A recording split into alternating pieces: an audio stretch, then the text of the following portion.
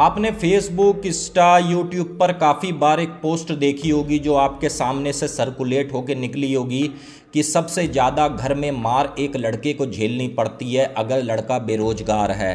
उसको तरह तरह की बातें सुननी पड़ती हैं। और आज जिनकी मैं स्टोरी लेकर आया हूँ कमलेश की, उसके साथ भी कुछ ऐसा होता हुआ नज़र आया। और उसने तो खैर काफ़ी हाथ पैर मारे, उसको नौकरी नहीं मिल रही थी। पूरा इंसिडेंट सुनाऊंगा, लेकिन पहले चैनल का इंट्रो।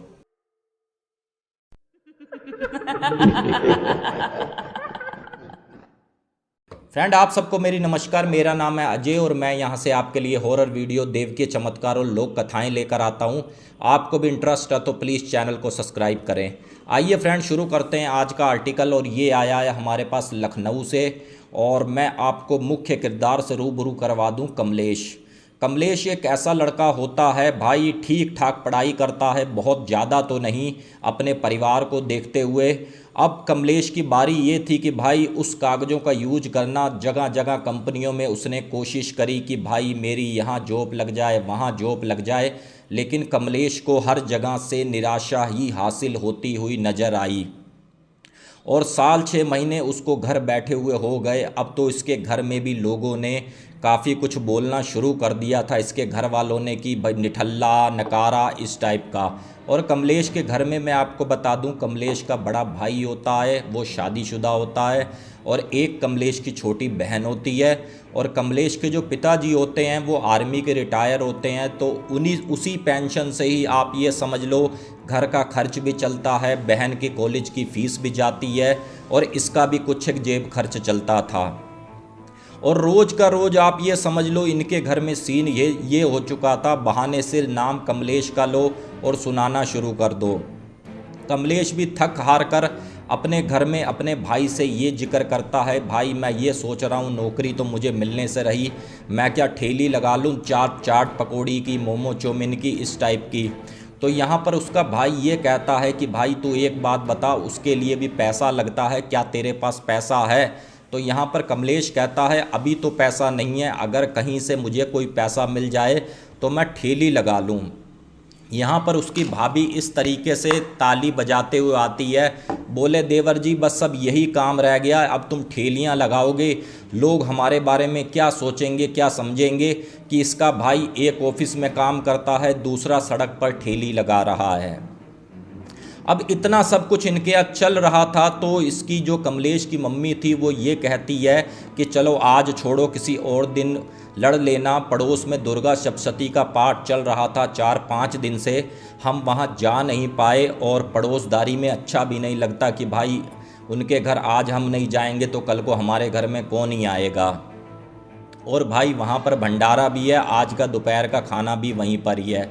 ये सब लोग तैयार होते हैं, जैसे ही घर से निकलते हैं, और लास्ट में इसकी भाभी निकलती है और कमलेश को ये कहते कहते कि भाई तू भी आ जाना, वहाँ पर खाना खा लेना, तेरे लिए स्पेशल भोजन घर में नहीं बनेगा और भंडारे में ही खा लेना।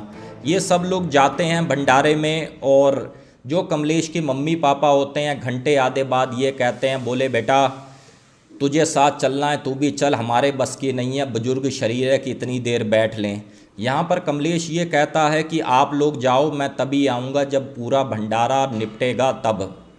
अब जैसे दुर्गा सप्तशती का पाठ कंप्लीट होता है तो यहाँ पर अब भोजन की बारी होती है। तो उस घर के लोग ये कहते हैं, कमलेश बेटा थोड़ा सा हाथ बटा दो, क्योंकि जो भी संगत आई हुई है उनको भोजन भी करवाना है। और कमलेश भी काफ़ी मेहनत से जुट जाता है, वहाँ पर सबको भोजन करवाता है। और जो वहाँ पर ब्राह्मण आए हुए होते हैं, पंडित जी आए हुए होते हैं, वो कमलेश को देख रहे होते हैं और उन्हीं घर के लोगों से बोलते हैं, क्या ये तुम्हारा बच्चा है या कोई तुम्हारा रिश्तेदार है? इस पर वो लोग कहते हैं, ये ना तो हमारा बच्चा है ना तो रिश्तेदार है, पड़ोस का लड़का है। तो पंडित जी ये कहते हैं कि इसको हो सके तो 2 मिनट मेरे पास भेजो। अब वो जाते हैं, कमलेश को भेजते हैं कि भाई जाओ, तुम्हें पंडित जी बुला रहे हैं। पंडित जी के पास जैसे ही कमलेश आता है, नमस्कार करता है पंडित जी को। पंडित जी ये कहते हैं कि बेटा कोई अपने घर में तो काम करके आज की तारीख में राजी नहीं, तो दूसरे के घर में मैं देख रहा हूँ 2 घंटे से तू पसीनों पसीन हो चुका है और सेवा में लगा पड़ा है। 2 मिनट ज़रा बैठ मेरे पास तरीके से, मैं तेरे बारे में आज कुछ मैं बताने का मूड में हूँ। और पंडित जी ये कहते हैं कि बेटा अपना ज़रा बायां हाथ दे। अब जैसे ही कमलेश बायां हाथ करता है आगे को, उसमें थोड़े से चावल और फूल रखते हैं और ये कहते हैं, बोले बेटा मुट्ठी बंद कर ले और अपना दायां हाथ मेरे आगे कर दे। अब जैसे ही दायां हाथ आगे करते हैं, कमलेश से ये कहते हैं कि बोले बेटा तेरा तो ये समझ ले एक तरीके से भाग्य सोया हुआ है, तेरे को तो कोई भी रोजगार नहीं, तेरे के पास कोई भी अच्छी नौकरी अभी तुझे मिलेगी भी नहीं। तो यहाँ पर कमलेश की आंखों से आंसू आते हैं। बोले पंडित जी कोई रास्ता सुझाओ, कुछ तो करो भाई, काफ़ी कुछ घर में जलालत मुझे झेलनी पड़ती है। बोले बस तेरे पास एक ही रास्ता है, अगर तू उस रास्ते पे चल ले, तू बस भगवती का हो जा और भगवती की पूजा भक्ति कर। तो यहाँ पर कमलेश ये कहता है घर में पूजा भक्ति तो भगवती की होती ही है, माता रानी को सब लोग मानते हैं। तो यहाँ पर पुजारी जी पंडित जी ये कहते हैं, बोले बेटा घर में होती है, तुम क्या करते हो, तुम्हारा भाग्य तुम्हारे साथ है। तो यहाँ पर कमलेश ये कहता है, बोले पंडित जी मेरे बस की तो है नहीं मंत्र जाप और ना मैं कर पाऊँगा। बोले बेटा मैंने कब कह दिया कि तू मंत्र जाप ही कर, तू ऐसा कर जैसी सेवा तूने अभी यहाँ करी थी वैसी ही सेवा कोई तुम्हारे मंदिर हो अगल बगल, वहाँ पर जाकर तू झाड़ू पोछे का कर, वो भी किसी मंत्र जाप से कम नहीं होता, वो भी किसी भक्ति से कम नहीं होता।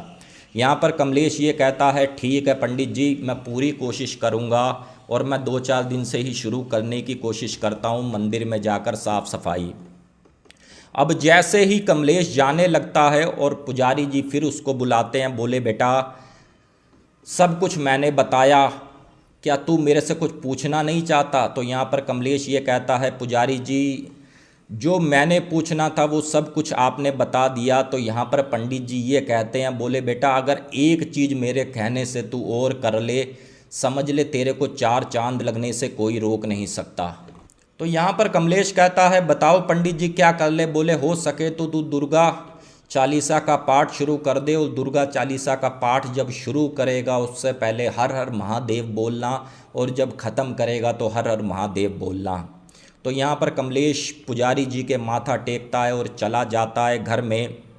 अब जैसे ही घर पहुँचता है तो कमलेश की भाभी कमलेश का जो भी बटुआ वॉलेट हो गया सब कुछ खंगाल रही होती है। कोई उसमें कोई 10-5 रुपये उसके रखे हुए होते हैं, कुछ चेक उसके कागज़ रखे हुए होते हैं, सब ऐसे नीचे फर्श पे गिरा देती है। अब जैसे ही कमलेश आता है और ये कहता है भाभी क्या कर रहे हो मेरे वॉलेट के साथ, तो यहाँ पर उसकी भाभी कहती है ये बता पैसे कहाँ हैं। तो यहाँ पर कमलेश कहता है पैसे कहाँ हैं, कौन से पैसे। बोले मेरे बटुए से 850 रुपये गायब हैं, और मुझे पूरा विश्वास है, पूरा सब कुछ मेरा दिल कह रहा है कि वो पैसे तूने लिए हैं। तो यहाँ पर कमलेश कहता है भाभी मैंने नहीं तुम्हारा 1 रुपया भी लिया। बोले फिर सब लोग आ गए भंडारे से, सब लोग चले गए, तू वहाँ पर क्या कर रहा था। और मैं फिर कह रही हूँ, इन सब के सामने कह रही हूँ, कमलेश का माँ भाई भी खड़ा था, माँ बाप भी खड़े थे, मुझे पूरा भरोसा है ये अपने दोस्तों को पैसे उनके हाथ में रख कर आ गया है कि इसकी अब चोरी ना पकड़ी जाए। यहाँ पर कमलेश कहता है देखो भाभी आपकी सारी बात सही है, लेकिन मैं चोर नहीं हूँ, मेरे पास नौकरी नहीं है, तो इसका मतलब क्या मैं अपने घर में ही डाके डालूँगा, अपने घर में ही चोरियाँ करूँगा। अब यहाँ पर उसका भाई भी कहता है देख भाई बात का बतंगड़ मत बना, अगर तूने लिए हैं चल तेरे से खर्च हो गए, लेकिन तू एक बार कबूल ले कि हाँ भाई मैंने पैसे लिए हैं। यहाँ पर वो कहता है जब मैंने भाई लिए ही नहीं है तो मैं क्यों कबूल लूँ। उसकी भाभी ये बोली अगर तूने नहीं लिए तो इस घर में मैं पुलिस को भी बुलाऊंगी और ये सब लोग तेरे नाम की गवाही देंगे कि हाँ भाई पैसे तूने चोरी किए हैं, और तेरे खिलाफ़ मैं रिपोर्ट करवाऊंगी। अब यहाँ पर कमलेश ये कहता है, बोला भाभी अब तुम ना विश्वास मानो तो ना मानो, रही बात तुम्हारे पैसों की, मैं कहीं से भी व्यवस्था करके 1 हफ्ते तक दे दूँगा। तो यहाँ पर उसकी भाभी कहती है तू 1 हफ्ते तक कहाँ से देगा, मुझे पैसे 2 दिन के अंदर अंदर चाहिए। तो यहाँ पर कमलेश कहता है भाभी क्या मैं मर जाऊँ, किसी को मेरी बॉडी बेच दो तब मेरे से पैसे ले लो, मेरे पास अभी जब कह रहा हूँ 1 रुपया नहीं है तो मैं कहाँ से तुम्हें ला कर दूँ। और यहाँ पर इसका भाई ये कहता है कि भाई पहले तो तू बोल तमीज़ से, कमलेश किस तरीके से तू अपनी भाभी से जबान लड़ाई पे जा रहा है, तुझे कोई बिल्कुल अकल शर्म नहीं है। अगर मान ले तूने पैसे लिए हैं तो मान जा। तो यहाँ पर कमलेश कहता जब भाई मैंने लिए ही नहीं तो मैं मानूँ तो मानूँ क्यों। तो यहाँ पर उसका भाई कहता है चुपचाप इस घर से निकल जा और आज के बाद इस घर में आने की ज़रूरत नहीं है, तेरे को हमने बहुत खिला लिया। अब यहाँ पे कमलेश ये बोला भाई अगर खिलाने की बात है ना, मेरे पिता को पेंशन मिलती है, उस वजह से मैं रोटी खाता हूँ, उस वजह से मेरा घर चलता है, और मेरी बहन का जो भी कॉलेज की फ़ीस होती है मेरा पिता देता है। तेरे को जो सैलरी मिलती है तू चुपचाप लाके भाभी के हाथ रख देता है, तू इस घर के लिए करता क्या है। तो यहाँ पर उसके पिता भी गुस्सा होते हैं, बोले निकल जा तू घर से, निकम्मा नकारा कहीं का। अब जैसे ही कमलेश घर से निकलने को होता है, उधर से उसकी बहन दरवाजे पर खड़ी हुई होती है, कॉलेज से आई हुई, और जले पे नमक छिड़कने का काम उसकी बहन करती है। बोले भैया अगर पैसे लिए हैं तो बात का बवंडर क्यों बना रहे हो, चुपचाप भाभी के हाथ रख दो अगर चोरी कर ही ली है तो। अब कमलेश इस तरीके से अपनी बहन से आंखें मिलाता है, उसकी तरफ देखता है, और उसके बाद ऐसे सिर करता हुआ सीधा बाहर की तरफ चला जाता है। और लगभग 15 से 20 दिन बीतते हैं, उनके घर वाले कोई खबर नहीं लेते, कमलेश जिंदा है मर गया, भाई किसी से पता करें कि हमारा बच्चा कहाँ है, लेकिन कोई भी खबर लेना ज़रूरी नहीं समझा। कमलेश ऐसे ही टहलते टवालते एक मंदिर में पहुंचा, अभी वहां बैठा हुआ था तो उसको वही पुजारी जी दिखे, और पुजारी जी ने जब दूर से उसको देखा तो पुजारी जी पहचान गए और ठीक उसके पास आए, बोले बेटा कैसे हो, यहाँ कैसे आना हुआ। यहाँ पर कमलेश उसको सब कुछ अपनी व्यवस्था के बारे में बताता है कि पुजारी जी ऐसे ऐसे मेरे साथ हुआ है, ये सब इन्होंने मेरे साथ किया है। अब ना तो मेरे पास रहने को छत है, ना तो मेरे पास कोई ऐसा रोजगार है, मैं करूं तो करूं क्या। तो पुजारी जी बोले बेटा चिंता मत कर, तेरे को सब कुछ मिलेगा, तू भवानी के मंदिर में आया है, भवानी के मंदिर से कभी कोई खाली हाथ नहीं गया, ये बात मेरी तू नोट कर ले। अब यहाँ पर कमलेश ये कहता है पुजारी जी अगर हो सके तो कोई जान पहचान का हो तो मुझे कहीं कमरा व्यवस्था करवा दो, मेरी कम से कम छत तो मिलेगी, अभी तक तो यार दोस्तों के इधर रहता था, अब उन्होंने भी धक्का दे दिया। बोले बेटा चिंता मत कर, इस मंदिर में काफ़ी कमरे हैं और तू यहाँ पर रहता रहे। अब कमलेश बोला पुजारी जी ये बताओ किराया कितना देना पड़ेगा। तो यहाँ पर पुजारी जी ये कहते हैं, बोले बेटा किराए तो समझ लो दूसरों को देने पड़ते हैं, भवानी हमसे कभी किराया नहीं मांगती, जब तक तेरा दिल करे तू यहाँ पर रह। और यहाँ पर फिर कमलेश कहता है पुजारी जी कोई अगर काम कुम की व्यवस्था हो तो वो भी मेरे लिए देख लो, कोई आपका जान पहचान हो, इतने लोग मंदिर में आते हैं। तो यहाँ पर कमलेश से ये कहते हैं, बोले बेटा देखो मैं तुमको एक मंदिर में ही ड्यूटी देता हूँ, क्या तुम करोगे। यहाँ पर कमलेश कहता हाँ जी पुजारी जी आप कोई भी ड्यूटी दोगे मैं मना नहीं करूँगा, मैं इस समय समझ लो बहुत ज़्यादा परेशान हूँ। बोले बेटा तुम सुबह के समय मंदिर में साफ़ सफाई कर लेना, ये तुम्हें मैं ड्यूटी देता हूँ, और जितना उचित हो सकेगा पैसा मैं तुम्हें दूंगा। और रही बात जो तुम्हारे कारोबार की तुमने मुझे बताई थी कि हाँ भाई मैं ठेली लगाना चाहता हूँ इस टाइप की, तो मैं तुम्हारे लिए उसका भी प्रबंध करवाऊँगा। यहाँ पर कमलेश राजी हो जाता है। अब जैसे ही सुबह लगभग 4 बजे की ड्यूटी होती है, कमलेश जैसे ही मंदिर के अंदर घुसता है तो क्या देखता है, एक कन्या लगभग 12 से 14 वर्ष की होती है। वो कमलेश के अंदर आने से, मंदिर में घुसने से पहले वो सब साफ सफाई कर चुकी होती है। यहाँ पर कमलेश ने एक दिन देखा, चलो जी कुछ नहीं कहा, उसने सोचा भाई किसी सेठ की बच्ची होगी, क्योंकि काफ़ी ज़्यादा सुंदर लाल जोड़े में वो कन्या और काफ़ी ज़्यादा उसके हाथों में गहने भी थे, तो यहाँ पर इसकी हिम्मत भी नहीं पड़ी। जैसे दूसरा तीसरा दिन हुआ तो कमलेश ने ये कहा, बोले बेटा यहाँ पर साफ़ सफाई तुम कर रहे हो, क्या तुमको भी पुजारी जी पैसा दे रहे हैं। तो यहाँ पर वो कन्या ये कहती है कि मैं यहाँ पर पैसों के लिए नहीं आई, मैं तो सिर्फ भगवती की सेवा के लिए आई हूँ, मैं चाहती हूँ कि भगवती का मंदिर यूं ही चमकता रहे। तो यहाँ पर कमलेश के मन में ये आता है कि भाई लग रहा है कि अगर ये भी मंदिर में सफाई करेगी, पुजारी जी को पता चलेगा तो मेरा पैसा कट जाएगा। तो उस कन्या से कमलेश ये कहता है, देखो आप सब सही हो, आप इस मंदिर में सफाई करना बंद कर दो, मैं हाथ जोड़कर तुमसे कह रहा हूँ, अगर तुम सफाई करोगे तो भाई पुजारी जी मुझे 1 रुपया नहीं देंगे, और मैंने अपनी ठेली लगानी है, मैंने अपना व्यापार करना है, मैं 4 पैसा कैसे इकट्ठा करूँगा। यहाँ पर वो कन्या ये कहती है कि आप अपना काम करो, मैं अपना काम कर रही हूँ, और आप चिंता मत करो, आपको नौकरी से कोई नहीं निकालेगा, ना कोई आपका पैसा मारेगा। ऐसे ही लगभग 2 4 5 दिन बीते। एक दिन कमलेश के दिल में आ गया कि मैं पंडित जी को सब कुछ सच सच बता दूं। अब जैसे ही पंडित जी आते हैं तो पंडित जी के आगे कमलेश इस तरीके से बोला गुरुजी, आपने मुझे ड्यूटी के लिए रखा है, एक कन्या भी आती है, वो मेरे से पहले आकर पूरे मंदिर में साफ़ सफाई करके चली जाती है। अब अगर वो सफाई करेगी तो मैं आपसे जो भी मेरी तनख्वाह है मैं किस मुंह से मांगूंगा। अब यहाँ पर पंडित जी भी थोड़ा बहुत जानकार होते हैं, कुछ भक्ति उनकी स्ट्रोंग होती है। बोले बेटा कन्या कितने साल की है? तो कमलेश कहता है पंडित जी ज़्यादा एज नहीं है, लगभग 12 से 15 वर्ष की आयु है।